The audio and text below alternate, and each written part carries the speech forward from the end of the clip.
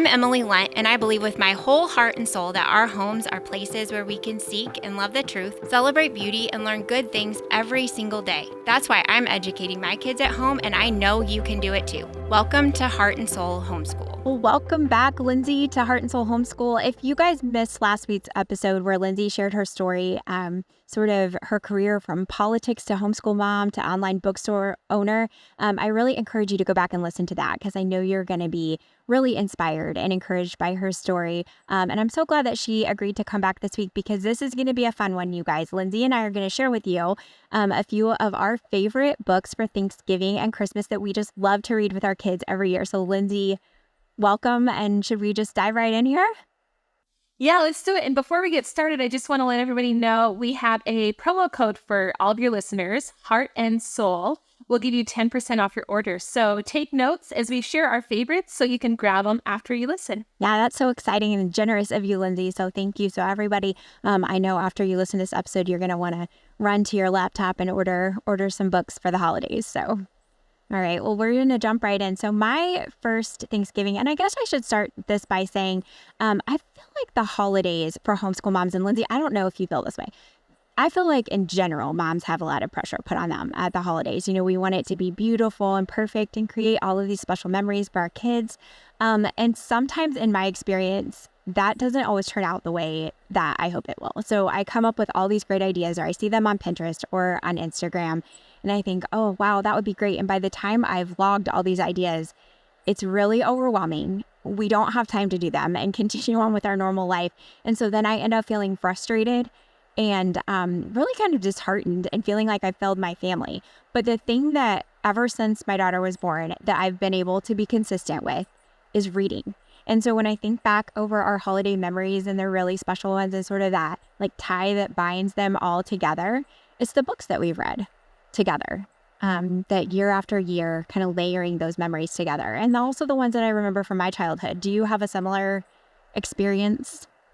I love that. I know there's a couple things like we for sure do, but I mean, there's these advent calendars where you use something every day in December and you go, I'm good for 5 days. And then I'm exhausted and it's too much.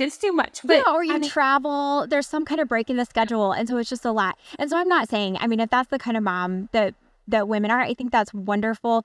But I guess I've just learned over the last couple of years to give myself some grace, and we stick with a lot of books. Yeah, a basket of books and some hot chocolate by the fireplace is the perfect way to spend December. Absolutely. I agree with you. Well, we're going to kick things off with Thanksgiving because I love Thanksgiving. If you made me say, I think Thanksgiving is actually my very favorite holiday. I love it.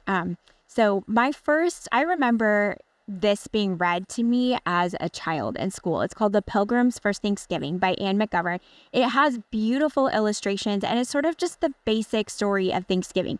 So it's not all, I guess you could call it woke. I feel like the story of Thanksgiving has been sort of co-opted and things have been taken out, other things have been added in. And so this is just the good basic story of Thanksgiving and the Pilgrims and their journey on the Mayflower and sort of that first year in the New World. So I love reading that one with my kids. I feel like it lays a great foundation every year when we pull this one out.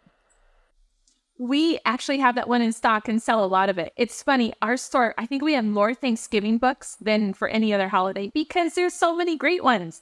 And I'll pull mine out that's kind of along those same lines, The Thanksgiving Story.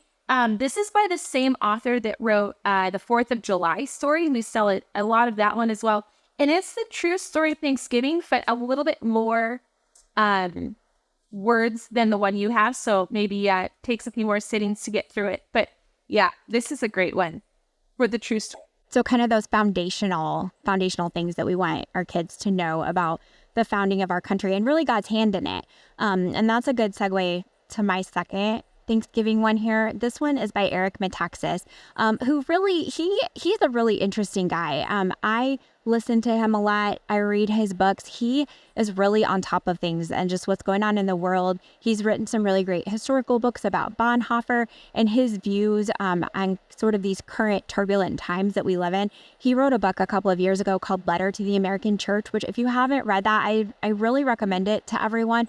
It is comparing the times that we live in now to the church and the early part of the Nazi takeover of Germany. And it was so convicting to me because he was just talking about as Christians what our role is as the church, and standing up for truth and good and the things that are right. And so I really trust him as a historian and as a commentator, understanding the times that we live in. But he wrote this book a few years ago called Squanto and the Miracle of Thanksgiving. And I remember my parents teaching me about Squanto. But when I read this book with my kids last year, I was just amazed all over again at God's hand in the founding of our nation, and how he took really these tragic circumstances for Squanto, but used them. He was taken as a slave. That was how he learned English. And then he ended up back in America to help the Pilgrims, really, and brought them through. And so it's just the story of God's hand. And it was a great opportunity for me to talk with my kids about how, sometimes things don't make sense to us when we're going through really hard times, but God is always in the midst of it. So this is a great one. That is a great one. And I just stocked a whole bunch of those because we sell a lot of those. I think there's a lot of like-minded people. And I haven't heard of that letter. So if you have a chance, link back to that and I'll check it out. Yeah, okay. Let's see. Okay, here's one of my favorites. Thanksgiving in the Woods. I love this one. Now, if you have a mom's fruit, what we did last year in November is we all just met in the forest. We read this book, and then we had all of the kids make like a Thanksgiving in the Woods stew. Pretend pine cones, pine needles, leaves, and they just kind of made their own Thanksgiving in the Woods dinner for all of us, and serve this all on plates with sticks. So it's really fun. But this, was so fun. And they actually do this in New York. The Thanksgiving in the Woods, what this book is based off of. But everybody gathers, friends and family in the woods. Everybody brings something, and they just have a simple, beautiful celebration. So this is a great book, favorite and a bestseller for us. And I love the pictures in that one. The illustrations are really sweet. My next one is Cranberry Thanksgiving. This is a series of books, and it was written. I'll open it up here so you can see for those of you who are watching this on YouTube, but it was written in the 70s, and these illustrations really look like the 1970s to me, which I think is fun. But this story is about a little girl named Maggie and her grandma who live in a town called Cranberryport. And so they have this neighbor, Mr. Whiskers, who's sort of this grumpy guy, but really has a good, warm heart. And so the story of the Thanksgiving is he sort of helps them deal with a character who's not so great. But the story at the end is, the right wins out and everything is good and well in Thanksgiving in Cranberryport. So this is a sweet one. And I will say also, it's one that my daughter, she's 8, and so she really loved this one last year. It was sort of like that next bump up in story from the little kids picture book. So. Oh, that is a good one. We sell that one in Cranberry Christmas, a lot of them. Unfortunately, they quit publishing them in hardcover. So I have a few left, but otherwise they've switched to paperback. So I don't think they have plans to stop production of those, but those are the only 2, I think, in the whole collection that are published anymore. But yeah, they're great. Okay, here's my next favorite. Thanksgiving is here. So I don't know about you, but I grew up with, a big family, and you go to grandma's house and it's loud and there's food smells. And as more people, show up, you add another leaf in the table and grab more chairs. And that is this one to a T. It is just comical, and more relatives show up. So grab another chair, and it's all about Thanksgiving at grandma's house. I love this book. If you've got a big family and holidays are loud and fun and boisterous, I would grab this book. Yeah, that's really fun. I actually haven't read that one, so I'll have to check that one out. This is kind of my bonus Thanksgiving book. This is one that we've had since my daughter was really little, and it just cracks us up every year. We love it. It's called A Turkey for Thanksgiving, and it's just a silly story about this group of animals who are on the hunt for a turkey for Thanksgiving. Mr. Moose's wife wants a turkey for Thanksgiving, and so he and all of his friends hunt one down, and the poor turkey thinks, that he's being invited to Thanksgiving for a totally different reason than he actually is. And so it's just a story of sort of kindness and thoughtfulness with a kind of a surprising twist at the end, and my kids just love this one, and the pictures are really, really sweet. We love it. Oh, that is a fun one. I agree. Okay, My next one, balloons over Broadway. So the true story behind the balloons in the Macy's Thanksgiving Day Parade.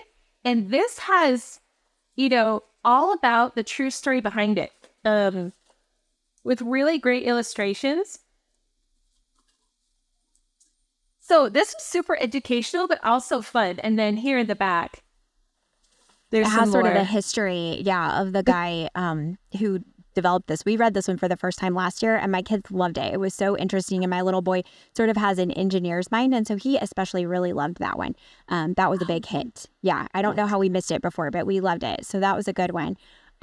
So you mentioned this one before. We're going to transition to Christmas, and you mentioned this one, another one in the Cranberry series. So Cranberry Christmas, again, just a sweet story about Maggie and her grandma and their neighbor, Mr. Whiskers, and how he sort of confronts this another grumpy old guy in town. And it all ends up sweet and kind again, which we love, especially at Christmas, right? Just those feel-good stories. I love that one. Okay, here's a tearjerker. I don't know what it is about Christmas stories. There are some that just are tearjerkers and the sweetest stories. So curl up next to the fire, grab a Kleenex, and read this book, The Carpenter's Gift. I don't know if you heard about this one. It's a Christmas tale about the Rockefeller Center tree. A family is super, super poor, lives in a shack. They're cold, they're hungry. And so the dad and his son go and chop down trees to go sell them in the Rockefeller Center to just make some money. And the end is the sweetest. Everybody shows up back at his house on Christmas to build them a home. And it is just gives you chills, the giving in this story. But don't miss this one. Just don't miss this one. I love it. Yeah, I haven't read that one, so we'll have to get a hold of that one this year for sure. So The Carpenter's Gift, and the illustrations look really beautiful for those who are just listening today. They're really gorgeous. So yeah, this is Jim LaMarche. He illustrated the pond and the raft as well. So Lindsay, about how the illustrations and the pictures are such a key part of the wholesomeness of books in our family. We really value that because it just really lights my kids' little minds on fire when they see beauty and goodness. It just enriches the experience so much when we're looking at beautiful things while we're hearing beautiful words. it's true. There's some talent out there. So we also love this one. It's called The Baby's Christmas. And this is, I guess you could definitely call it vintage. This is actually my copy from the year I was born. So it's, I guess, maybe an antique now, but they're still publishing it. And you have this one on your website, Baby's Christmas. And it's just a sweet little story about, it's old fashioned. It really is. But it's just about all the gifts that this little baby gets and beautiful pictures. And so if you have littles, my kids still love this one, I think, just because we've read it so many times. But if you have little ones or a new niece or nephew, this would make a great Christmas gift because it's just such a sweet story. That one is adorable. It is so adorable. Okay, which one should I do next? Let's do this one. This one's really fun. Snowmen at Christmas. There's several in the series. We sell Snowmen at Christmas and Snowmen at Night. And this is really a fun way to just enjoy snowmen in the holiday season and wonder, what do snowmen do at night? It's just a fun one. I love it. Yeah, I think that always captures my kids' imaginations a lot because I think there's a natural part of childhood that sort of wonders, like, do my toys play at night while I'm sleeping? You know, that really, I feel like always that storyline intrigues my kids a lot. So that sounds like a really fun one. Yeah, we love, this is a book called Itsy Bitsy Christmas, and it's by Max Lucado, which most people are probably familiar with him. He's written a lot of Christian books and Bible studies over the years, a very well-respected voice in the Christian world and Christian writing. But we've had this one again. I think my parents gave it to my daughter when she was a baby, and this one has really cute pictures. It's about two little mice, but it's a long book. It's a board book, but it's a long book. And so it's one that we've sort of grown into. And so I remember when she was a baby, she loved looking at the little mice, and we would just read a few words here and there. But what I love about this one is it really, in a beautiful way, shares the true meaning of Christmas and just how amazing it is that the King of Kings came as a humble baby. And so the story follows these animals through the baby Jesus coming to Bethlehem. But it's just an incredible way. It gives me chills every time when we get to the end, because even as a mom, it just brings that truth into my heart every year. And the kids ask to read this one over and over. So again, if you have babies in your family, or little nieces and nephews or grandkids, this is a great one that I feel like really lasts with them and grows with them. That is a great one. Absolutely. Good one. Okay, here's mine. Again, the part of the series, the Thanksgiving book. I also love The Simple Christmas A Simple Christmas on the Farm. This one is all about a simple Christmas. They decide they're going to hand make all of the gifts for Christmas. And so it kind of follows them through as they do that. And what I love is it just takes off the shopping and the gift giving, and it keeps things simple. So the things that are important, gifts from the heart, a handmade gift, having your friends and family close by, and, kind of brings it down to the true meaning of Christmas. I really appreciated this one. So it's a definite favorite at our house.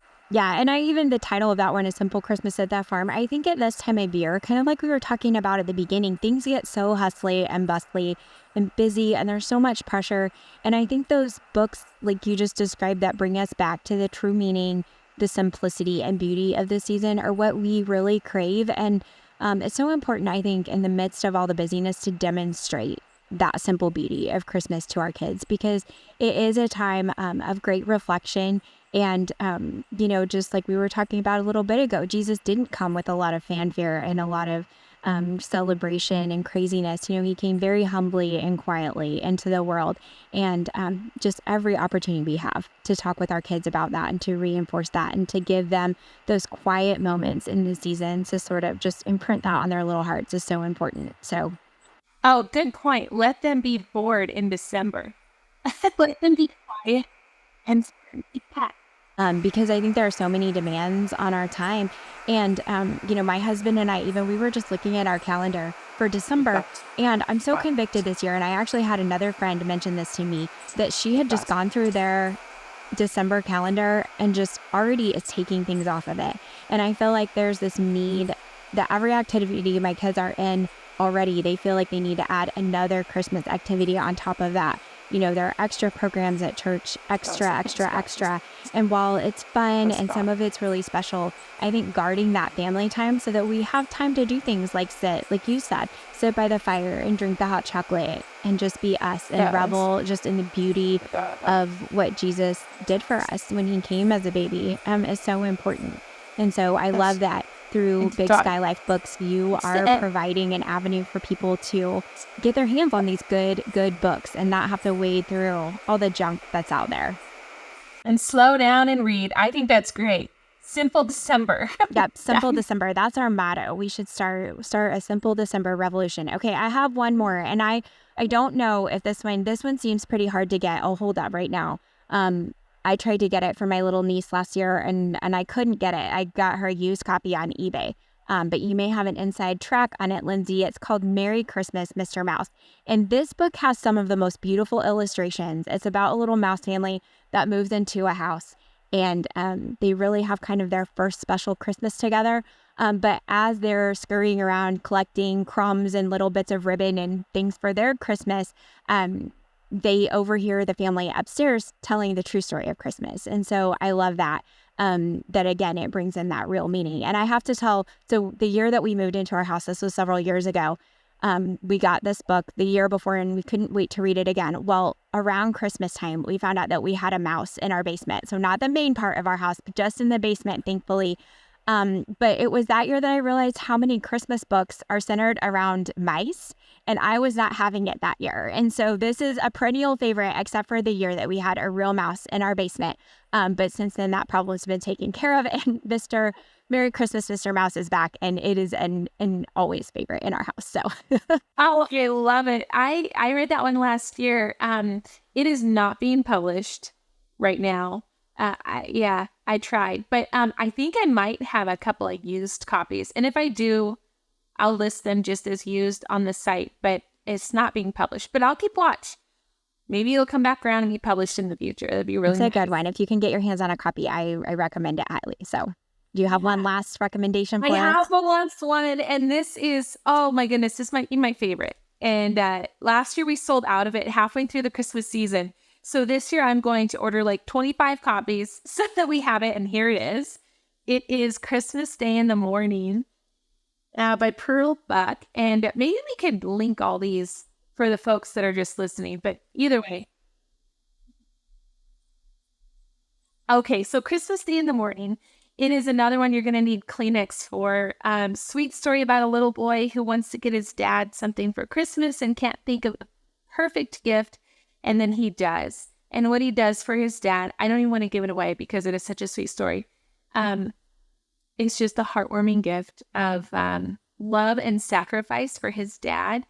And this is definitely one you don't want to miss out on at Christmas with your kids. And it's a picture book for, I don't know. I mean, kids up to 12 would appreciate this story, I think. So. Yeah. And don't you find, I don't know, I can't remember how old. I think your oldest is maybe a year younger than mine. My daughter's 8. But don't you find that kids love picture books? I mean, I still love the picture books that my mom read to me as a child. And it's amazing how those images just imprint on your brain. My mom cleaned out, they have a little shed building, and she cleaned it out a few months ago and brought a box of my childhood picture books. And it was amazing as I opened that box, just all the memories that came flooding back and the feelings, it was just like I was transported back to these very specific moments in childhood. And so I think we just can't underestimate the power of taking time to read, which I feel like we talk about all the time. And I think we do it, but I think taking time to read in the midst of those busy seasons when everything else feels hectic and kind of overwhelming, just taking that quiet time out to sit back and to read books with our kids, and then also just to read the same ones over and over and over. Like, we just can't underestimate the impression that makes on their little hearts and minds. I agree with you. It's amazing how many people have reached out to me and said, I remember this book from my childhood, and then they buy it just because it had such an impact on them when they were kids. And it's that repetition and seeing the pictures. And I agree. We need to, and I really want to know what else was in that box. Maybe I'll let you we'll take a video tour of it sometime. So there were some really good ones. But also that reinforces, what we were talking about last week, the wholesomeness of books, because what we put into our kids' minds sticks around, right? And so let's make sure it's really good stuff. I don't know about you, Lindsey. I have grandmas and aunts and uncles always asking for gift lists for Christmas. What do our kids want or need? They don't need anything, but we always love new books. And so I would suggest to our listeners that Big Sky Life books would be a great resource to hand off to grandmas and grandpas. And like you mentioned, it's overwhelming to wade through Amazon to look at the book recommendations. You don't know if it's good or bad. And certainly you don't want to gift anything to your family that wouldn't be life-giving and encouraging. And so everything on your website, like we said, is wholesome. It points to good values, good virtues, all the good things that we want to give as gifts. So again, do you want to tell everybody the code that you're giving us one last time? Yeah, absolutely. And we actually created a wish list ability in this last year. So you can create a wish list for your family and send it to your grandpa and grandmas and aunts and uncles so they can actually just see your favorite books from our site as well. Baby registries, we've had people use it for a baby registry as well. So go to bigskyLifebooks.com and use code Heart and Soul for 10% off your order. Thank you. All right. Well, thanks, Lindsey, for being here. This has been fun for me. I have written down some of your titles that I'm going to go order from the website when we're done here. But I appreciate your time and all that you're doing just to encourage us as homeschool moms that we're not alone, that there are other moms out there who are having similar ideals and values and working hard every day to raise those kids up to love the Lord. We're all in it together, right? Yeah, thanks for doing what you do to connect us as well. I mean, homeschooling can be lonely at home, and it's nice what you're doing to just connect all of us. So thank you. It's fun to see how God is working in his people in this way. So, Lindsey, thanks again. And for everyone else, I hope that you'll join me next week for the next episode of Heart and Soul Homeschool. Heart and Soul Homeschool is a podcast presentation of the Herzog Foundation. The views and opinions expressed on the show are those of the host and guests and not necessarily the views of the Herzog Foundation. Be sure to like and subscribe to the show so you never miss an episode of Heart and Soul Homeschool.